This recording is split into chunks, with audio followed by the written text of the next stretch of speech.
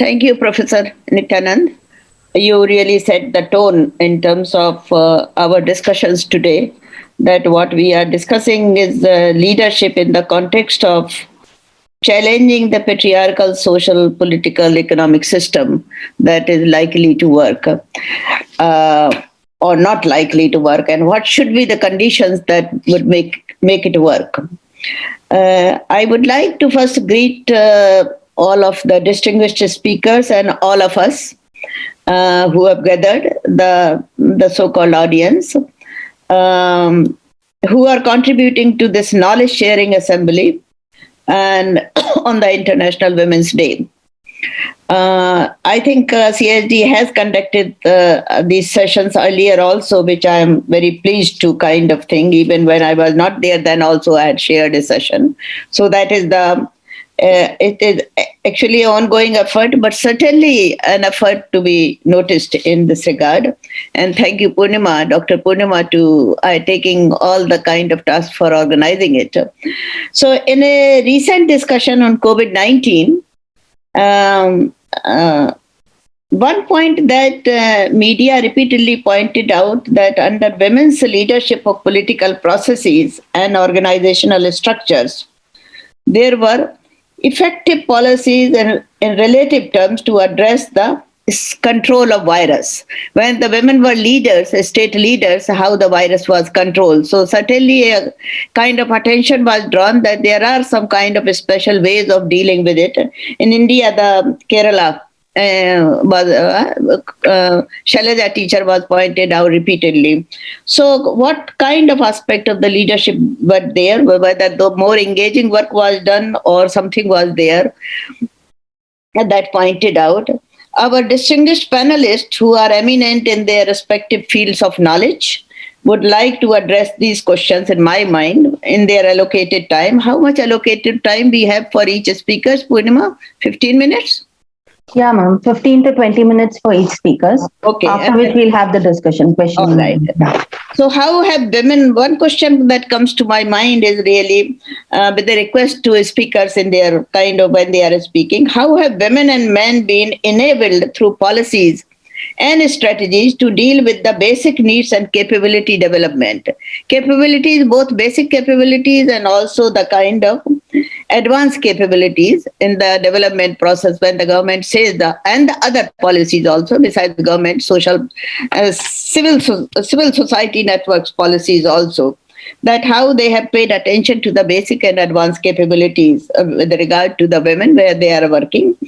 Second question was that coming to my mind, what impact these policies have had on economic agency and rights of women, influencing day-to-day aspect of their lives. So that would be another important thing that once the policies were made, whether they had any impact. And policy, I'm using it a kind of very broad sense of the term as it was, because both the government and non-government institutions, organizations, citizens, they are really participants of the policy making. When these pressures are generated, then policies are made. And third question, I also I am requesting to the distinguished speakers to address today.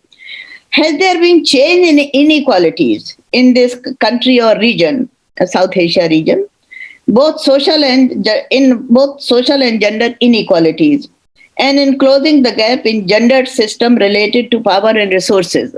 So these are the kind of terms in which we are looking at the impact in terms of when the women are leadership at various levels, then what kind of things they have taken into account. So thank you very much. With this request, I am requesting the speakers to come to take over the charge. Professor Nityanand has briefly addressed the speakers, but our first speaker is Dr. I will go by the order of the flyer says, Dr. Venkat Narayana. He has done his master's and he's a political scientist, and is from PhD from the Center for Study of Law and Governance at Jawaharlal Nehru University, New Delhi. And he has traveled widely, including Eritrea and Pavia in Italy. And he has published research articles and authored books and chapters in national and international journals and publishers. And of course, he contributes to magazines like The Wire, The Hindu, Frontline, progressive kind of magazines known to us. So he is the first speaker. Second would be Professor Mythili, and she is assistant professor at the NUEPA and in Delhi, and she has been leading the research discourse in a school on leadership or school of what is that school leadership, and particularly related to gender and social leadership in the Indian context.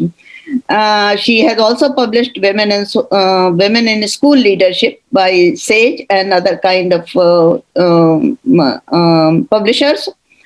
She completed her PhD from the Institute of Social and Economic Change, Bangalore. And before joining NUEPA, she has worked with the TIS, Tata Institute of Social Sciences, Ajim Premji Foundation, and Center for Multidisciplinary Development Research at Karnataka. So she has these kind of various, a very broad range of coverage in terms of both her work and also the looking at the social systems. Then our eminent speaker is Professor Nitya Rao, who is a professor of gender and development at the University of East Anglia in UK. And Professor Nitya Rao is a researcher and advocate in the field of women's rights, employment, education for over 3 decades.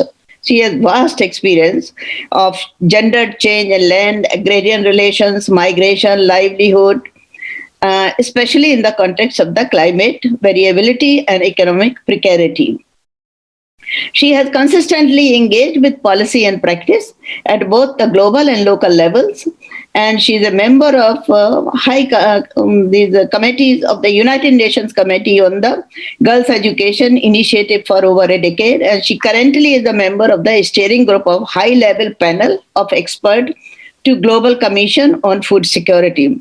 So this tremendous, and having had a kind of 25 years, having had and have 25 PhD students who have completed under their research under supervision. So that is these distinguished speakers of today has very vast kind of experience and commitment to the question of looking at the commitment to the field of knowledge, particularly in the field of gender and development. So I would now really invite the speakers without interrupting them, now one after another, and then towards the end we can have questions.